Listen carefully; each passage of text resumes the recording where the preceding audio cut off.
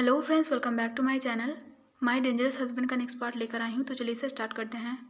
पिछले पार्ट में हमने देखा था वांगशन शाहजहान को बहुत परेशान करता है और वो शाहजहान की गोद से नहीं उतरना चाहता था। अब हम देखते हैं वांगशन जो कि शाहजहान से अपना मुंह फुलाते हुए कहता है, मम्मी मुझे भूख लगी है। उसकी बात पर शाहजहान ने कुछ नहीं कहा और उसने वांगशन को वहीं पर बैठा दिया और थैंकफुली वांगशन भी नहीं रोया। इसके बाद शाहजहान जाकर वांगशन के लिए खाना लेकर आता है। शाहजहान ने वांगशन को अपनी गोद में बिठाया। इसके बाद उसने धीरे धीरे उसे खाना खिलाया। वांगशन ने भी शाहजहान के फेस पर हर जगह छूते हुए चुपचाप सारा खाना खा लिया।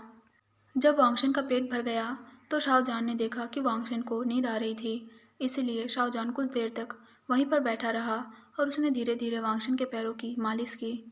थोड़ी देर तक वहीं पर बैठे रहने के बाद शाहजहान को आखिरकार थोड़ा आराम मिला और वो वांगशन को लेकर आयुआन के रूम में चला गया। रूम में जाने के बाद शाहजहान ने वांगशन को नहलाया। नहाते टाइम वांगशन रो रहा था, लेकिन जैसे ही उसका नहाना कंप्लीट हुआ वांगशन तुरंत चुप हो गया। इसके बाद जान ने वांगशन को वार्म क्लोथ पहनाए और उसे बेड पर लिटा दिया और थोड़ी देर बाद वांगशन सो गया था। उसके सो जाने के बाद जान भी रूम से बाहर चला गया। बाहर जाने के बाद उसने आयुआन को देखा। जान ने आयुआन की भी टेक केयर की, उसे खाना खिलाया और उसे नहलाने के बाद उसे वार्म क्लोथ पहनाया और उसे भी उसके रूम में सुला दिया। जब तक उसका काम पूरा हुआ तब तक शाहजहान बुरी तरीके से थक चुका था। जान को ऐसा फील हो रहा था कि जैसे वो अब अपनी बॉडी को नहीं हिला पाएगा।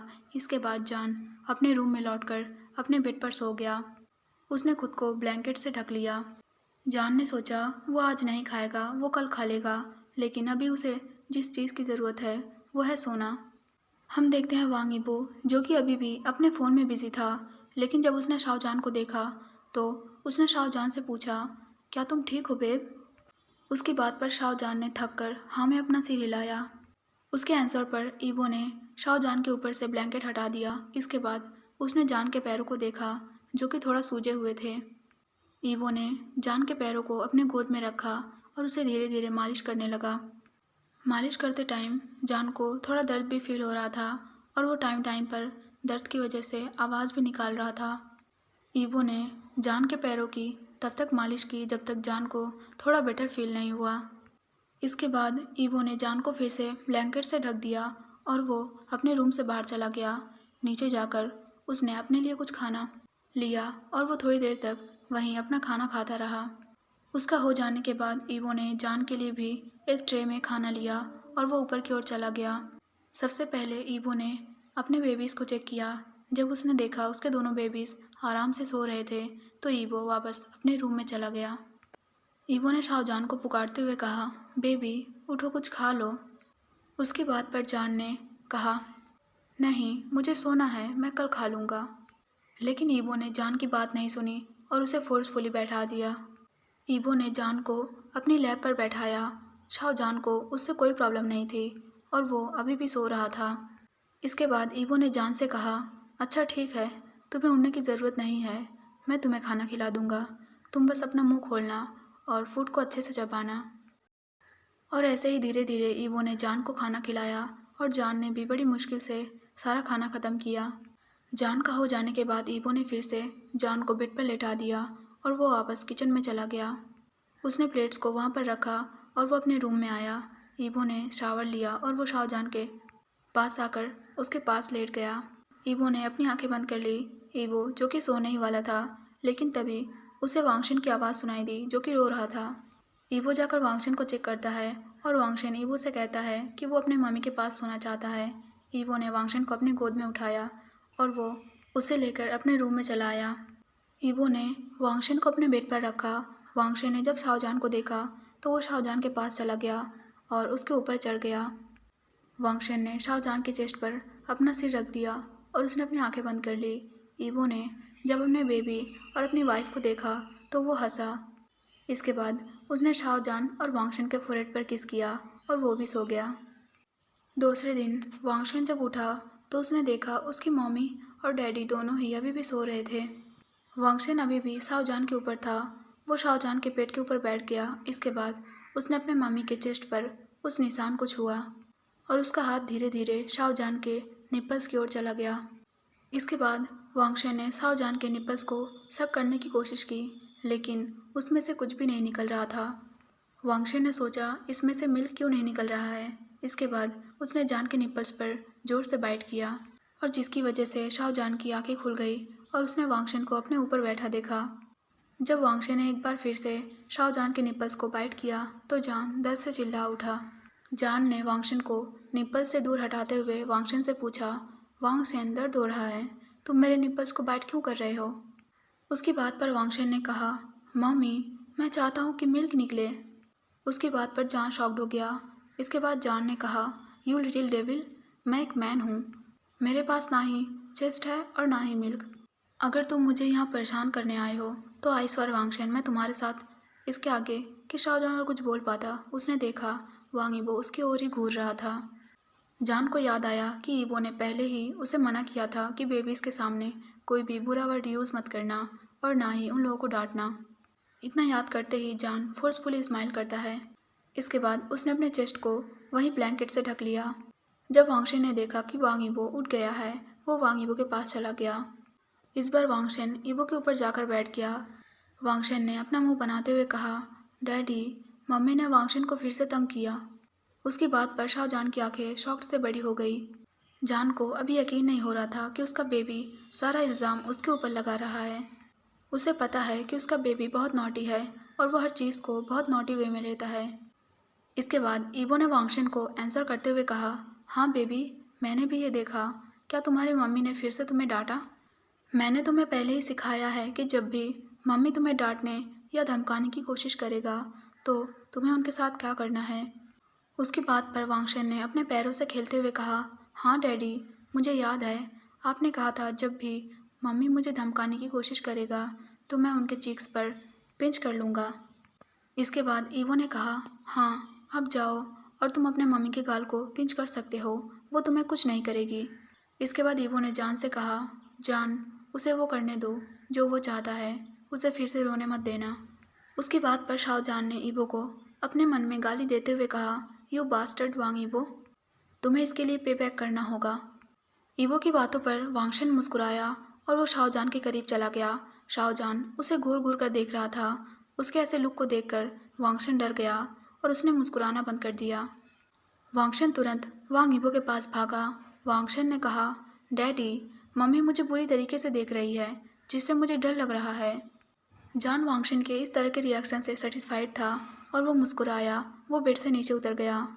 जान ने वार्डरोब से कपड़े लिए और वो वॉशरूम में चला गया। उसका काम कंप्लीट होने के बाद जान वॉशरूम से बाहर निकला और उसने एक आखिरी बार मुंह फुलाए हुए वांगशन की ओर देखा और वो रूम से बाहर चला गया। जान आईवान के रूम में गया। उसने देखा आईवान अभी भी सो रहा था। इसके बाद उसने आईवान के लिए हॉट बाथ रेडी किया। इसके बाद शाहजान ने आईवान के कपड़े उतारे और उसे अपनी गोद में उठा लिया। उसने आईवान को बाथटब में बिठाया और वार्म बाथ को टच करते ही आईवान ने अपनी आंखें खोली। इसके बाद शाहजान ने आईवान से प्यार से पूछा, बेबी, अब तुम्हें कैसा फील हो रहा है? क्या तुम्हें अभी भी दर्द हो रहा है? आईवान ने कहा, नहीं मम्मी, अब दर्द नहीं होता। उसकी बात पर जान मुस्कुराया और उसने आईवान के चिक्स पर किस किया। आईवान को क्लीन करने के बाद उसने आईवान को कपड़े पहनाए। इसके बाद उसने आईवान को उसके दांत ब्रश करने में उसे हेल्प किया और उसका हो जाने के बाद वो आईवान को लेकर नीचे की ओर चला गया। नीचे जाकर जान ने देखा कि वांगशन अपने खिलौनों के साथ वहीं खेल रहा था। जान ने वांगशन को इग्नोर किया और वो किचन के अंदर चला गया। उसने ब्रेकफास्ट रेडी किया। जान के ब्रेकफास्ट रेडी हो जाने के बाद जान ने आईवान को आवाज़ लगाते हुए कहा, आईवान, फूड रेडी है, आकर नाश्ता कर लो, इसके बाद मैं तुम्हें मेडिसिन दूंगा। फूड का नाम सुनते ही वांगशन तुरंत शाहजान की ओर भागा। जान ने उसे अपनी गोद में उठा लिया। इसके बाद वांगशन ने मुस्कुराते हुए जान की ओर देखा। वांगशन ने कहा, मम्मी, मुझे भी खाना चाहिए और आप मुझे खिलाओगी। उसकी बात पर जान मुस्कुराया। जान को पता है कि उसका बेबी उसके पास तभी आता है जब उसे किसी चीज़ की ज़रूरत होती है। जान ने वांगशन से पूछा, बेबी, तुम्हारे पास तुम्हारे 2 हाथ हैं ना? उसकी बात पर वांगशन ने तुरंत हाँ में अपना सिर हिला दिया। जान ने फिर से कहा, तो क्या तुम्हारे हाथों में चोट लगी है? वांगशन ने इस बार ना में अपना आंसर किया। जान ने फिर से मुस्कुराते हुए कहा, तो तुम्हें यह भी पता होगा कि खुद से खाना कैसे खाया जाता है? इस बार वांगशेन ने हमें अपना सिर हिला दिया। जान ने कहा, अच्छा तो फिर जाओ और खुद से खाना खाओ, क्योंकि अभी मम्मी के पास तुम्हें खाना खिलाने के अलावा और भी बहुत काम है। इतना कहने के बाद वो वहाँ से ऊपर की ओर चला गया। जान वांगशेन की रोने की और चीखे की आवाज़ें सुन सकता था, लेकिन इस बार वो वांगशेन के पास नहीं जाने वाला है। वांगशेन हमेशा रोता रहता है, लेकिन वो अभी वांगशेन को टॉलरेट नहीं कर सकता। वांगशेन काफ़ी बिगड़ चुका है और वो उनका बहुत फ़ायदा उठा रहा है। ये इसीलिए है क्योंकि वो सबसे छोटा है और वो सबको परेशान करता है ताकि सबका ध्यान उसकी ओर रहे। उसका सबसे बड़ा हथियार वांग ईबो और रोना है, लेकिन आज वो उसके रोने को इग्नोर करेगा। जान अपने रूम में एंटर करता है। ईबो जो कि बैठा था, उसने शाओजान से कहा, बेब क्या तुम मेरे बाल सुखाने में मेरी मदद करोगे? जान ने में अपना आंसर किया। इसके बाद वो ईबो के करीब चला गया। जान ने ईबो के बालों को छुआ और उसे सुखाने लगा, लेकिन ईबो ने तुरंत शाओजान का हाथ पकड़ लिया और वो अपनी जगह से उठकर खड़ा हो गया। ईबो के वेस्ट के चारों ओर जो टॉयल लपेटा हुआ था वो नीचे गिर गया और ईबो अब पूरी तरीके से न्यूड था। ईबो ने जान के हाथों को अपने चेस्ट पर रखा और जान को अपने और भी क्लोज कर लिया। इसके बाद ईबो ने जान से कहा, क्या मैं काम पर जाने से पहले तुम्हें खा सकता हूँ बेबी? मैंने तुम्हें बहुत मिस किया। कल रात तुम बहुत थके हुए थे, इसलिए मैंने तुम्हें रेस्ट करने दिया। ईबो का हाथ धीरे धीरे जान के लोअर बॉडी की ओर जा रहा था, लेकिन जान तुरंत दर्द से चिल्लाया और वो वांग ईबो के बॉडी पर गिर गया, लेकिन टाइम रहते ही ईबो ने उसे अपनी बाहों में पकड़ लिया। ईबो ने वरीड होते हुए पूछा, बेब तुम्हें क्या हुआ? क्या तुम ठीक हो? शाओ जान ने अपनी पेनफुल वॉइस में कहा, ईबो मेरे पेट में बहुत दर्द हो रहा है, मैं इसे बियर नहीं कर पा रहा हूँ। जान के फेस पर पेन क्लियरली दिखाई दे रहा था। जब जान ने अपनी आंखें बंद की तो ईबो और भी ज़्यादा टेंस हो गया। इसके बाद ईबो ने जान को बेड पर लिटा दिया और उसने जल्दी से कपड़े पहने। वो जान को लेकर नीचे की ओर गया और उसने रोते हुए वांगशेन को इग्नोर किया। ईबो ने जान को कार में लिटाया। इसके बाद उसने बहुत स्पीड से कार चलाई और हॉस्पिटल पहुंचा। हॉस्पिटल के अंदर एंटर करते ही नर्स ने शाओजान को स्ट्रेचर पर लिटाया और उसे ईबो के फैमिली डॉक्टर के पास ले जाने लगे।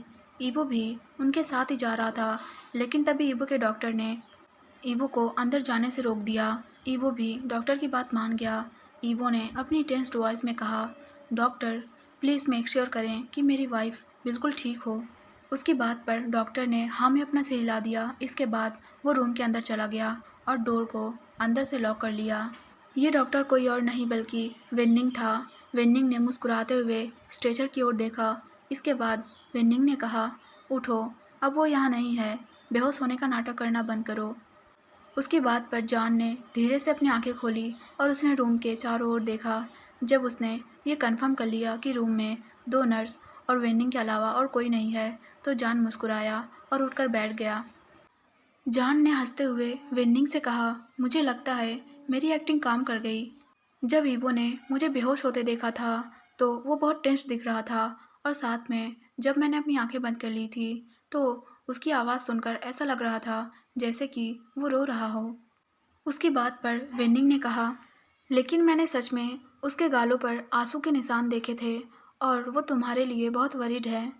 मुझे उसके लिए बुरा लग रहा है और मैं तो खुद शॉक्ड हूँ कि मैं आखिर तुम्हारे इस झूठ में तुम्हारा साथ क्यों दे रहा हूँ। उसकी इस बात पर जान ने अपनी भौहें टेढ़ी कर ली। इसके बाद जान ने कहा, तुमने मुझसे प्रॉमिस किया था कि तुम मेरी हेल्प करोगे और अब तुम पीछे नहीं हट सकते। तुम्हें हमारे प्लान के हिसाब से ही चलना होगा। उसकी बात पर वेन्निंग ने मुस्कुराते हुए कहा, यस योर हाइनेस। वेन्निंग ने पहले से ही सारी चीज़ें अरेंज कर ली थी। इसके बाद उसने जान को दूसरे रूम में शिफ्ट किया और उसे वहाँ आराम करने के लिए कहा। 1 घंटे बाद वेन्निंग ईबो के पास गया। वेन्निंग ने देखा ईबो इधर उधर बिना रुके घूम रहा था। इसके बाद वेन्निंग ने ईबो को बुलाया, मिस्टर ईबो। उसकी बात पर ईबो ने तुरंत घूमकर डॉक्टर की ओर देखा और इसके बाद उसने डॉक्टर को फॉलो किया। डॉक्टर ईबो को लेकर अपनी केबिन में गए। अब ईबो और डॉक्टर दोनों ही अपने चेयर पर आराम से बैठे थे और ईबो डॉक्टर के बेसब्री से बात शुरू करने का इंतज़ार कर रहा था। अब डॉक्टर ने कहा, हमने आपकी वाइफ को चेक किया और हमें पता चला कि आपकी वाइफ के पेट में अल्सर है। डॉक्टर की बात पर ईबो ने तुरंत हाँ में अपना सिर हिला दिया। ईबो ने कहा, लेकिन डॉक्टर, उसके पेट की प्रॉब्लम कई साल पहले ही ठीक हो चुकी थी और अब वो बिल्कुल ठीक है। उसकी बात पर डॉक्टर ने कहा, आपने जैसा कहा ऐसा बिल्कुल नहीं है। वो इन दिनों बहुत ज़्यादा टेंशन ले रहा है और उसका बीपी भी बढ़ गया है और उसके पेट का अल्सर अभी भी ठीक नहीं हुआ है। अगर आप हमारे दिए गए इंस्ट्रक्शंस को अच्छे से फॉलो नहीं करते हैं तो आपकी वाइफ की हालत और भी ज़्यादा बिगड़ सकती है। ईबो ने कहा, ठीक है डॉक्टर, मैं आपके दिए गए सभी इंस्ट्रक्शंस को फॉलो करूँगा। इसके बाद डॉक्टर ने ईबो को एक नोट पकड़ा दिया। उस नोट को रीड करते ही ईबो ने एक गल्फ किया। उस नोट में जो इंस्ट्रक्शंस दिए गए थे ये ईबो के लिए फॉलो करना बहुत हार्ड था। ईबो ने डॉक्टर से कहा, थैंक यू डॉक्टर, मैं आपके दिए गए इंस्ट्रक्शंस को फॉलो करने की पूरी कोशिश करूँगा। क्या अब मैं अपने वाइफ से मिल सकता हूँ? डॉक्टर ने कहा, हाँ ज़रूर मिस्टर ईबो। इसके बाद उसने ईबो को जान का रूम नंबर बताया और ईबो ने एक बार फिर से डॉक्टर को थैंक यू कहा और वो वहाँ से तुरंत चला गया। ईबो के वहाँ से जाते ही वेनिंग ने अपने मोबाइल की ओर देखा और कॉल को डिस्कनेक्ट कर दिया। मतलब इस पूरे टाइम जान कॉल पर उन दोनों की सारी बातें सुन रहा था। कॉल डिस्कनेक्ट होते ही जान ने मुस्कुराते हुए अपनी आंखें बंद कर ली और उसने बीमार होने का नाटक कंटिन्यू किया। थोड़ी देर बाद जान को अपने रूम के डोर के खुलने और बंद होने की आवाज़ सुनाई दी। जान को फील हो रहा था कि ईबो उसके क्लोज आ रहा है और एक पल के लिए जान की सांसें रुक गई।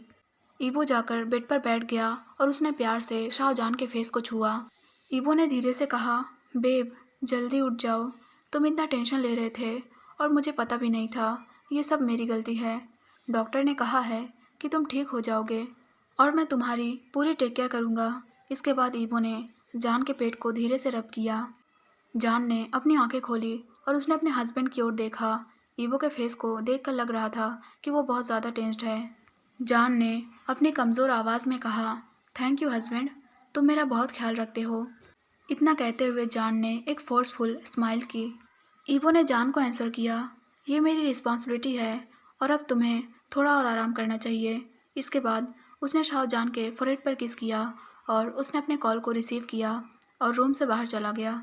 उसके बाहर जाते ही जान ने मुस्कुराते हुए अपने बॉडी को स्ट्रेच किया और जमाए लेते हुए उसे ये फील हुआ कि उसने सुबह से ही कुछ भी नहीं खाया है। जान ने सोचा अगर उसे पूरे साल के लिए ऐसे ही एक्टिंग करना पड़ा तो वो ज़रूर करेगा, लेकिन वो दोबारा अपने बास्टर्ड हॉर्नी हस्बैंड को खुद को छूने नहीं देगा। उसका बट अभी भी दुख रहा है और ना ही वो बैठ पा रहा है और दूसरी ओर उसका बास्टर्ड हस्बैंड हर टाइम सेक्स की बात करता है।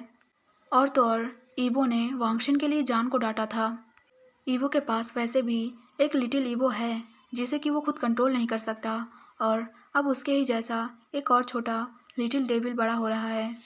मतलब यहाँ वांगशन की बात हो रही है और लिटिल ईबो का मतलब ईबो का प्राइवेट पार्ट।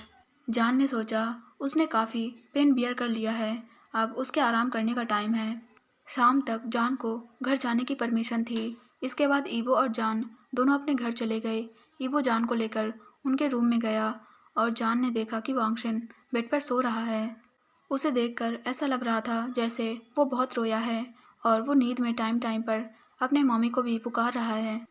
जब जान ने वांगशन को इस हालत में देखा तो जान के हार्ट में बहुत पेन हुआ। जान ने सोचा उसका लिटिल डेविल आज बहुत रोया है।